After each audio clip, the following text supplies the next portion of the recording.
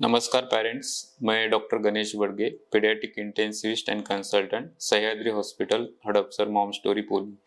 मैं आज आपसे बात करने वाला हूँ acute flare up of asthma, what to do. Asthma एक क्रोनिक डिसीज है जो एयरवे का डिसीज है, यानी सांस की नली का डिसीज है। ये सभी एज ग्रुप में रहता है, बच्चों में भी रहता है।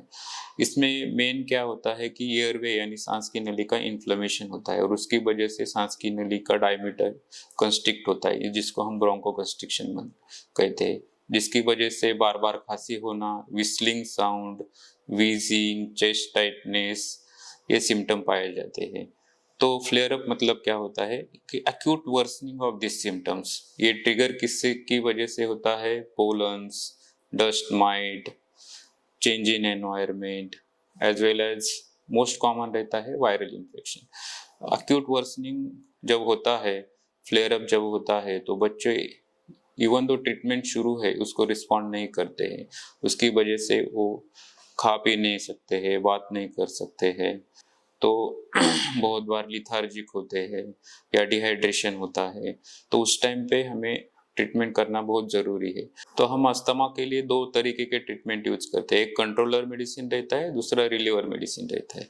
रिलीवर मेडिसिन में हम एडवाइस करते हैं inhaler with spacer with mask 6 साल के नीचे के बच्चे को, और ऊपर में इनहेलर विद स्पेसर। हम नेबुलाइजेशन एडवाइस नहीं करते हैं घर पे देने के लिए, क्योंकि हर नेबुलाइजेशन हमेशा विद ऑक्सीजन देना चाहिए। तो इनहेलर विद स्पेसर यूज कैसे करते हैं, उसका सही तरीका ये है कि ये स्पेसर है, स्पेसर के लिए जब भी हम यूज करते हैं, ये इनहेलर यूज करना है, हमेशा शेक करते हैं, तो ताकि मेडिसिन अच्छी तरह से मिक्स हो जाए। अगर बहुत दिन से यूज नहीं किया है तो उसको प्राइम करना है, एटलीस्ट 4 टाइम्स ऐसे स्प्रे करना है, ठीक है।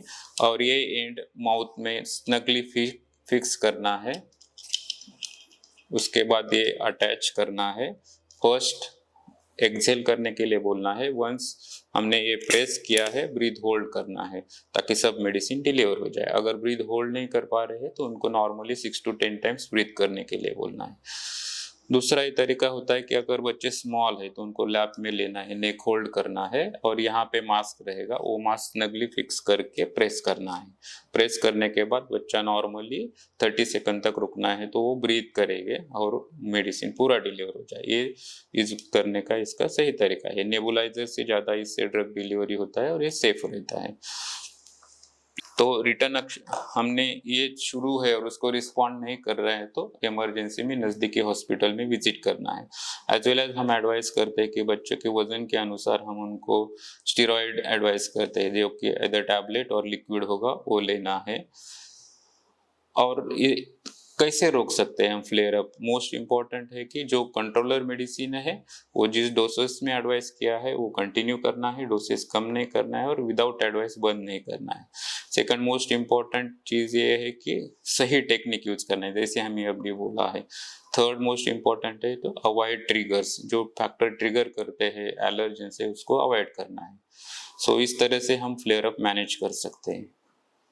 और इस सब्जेक्ट पे आपको कुछ जानकारी है, क्वेश्चन पूछना है, तो नीचे दिए गए नंबर पे आप कांटेक्ट कर सकते हैं। धन्यवाद।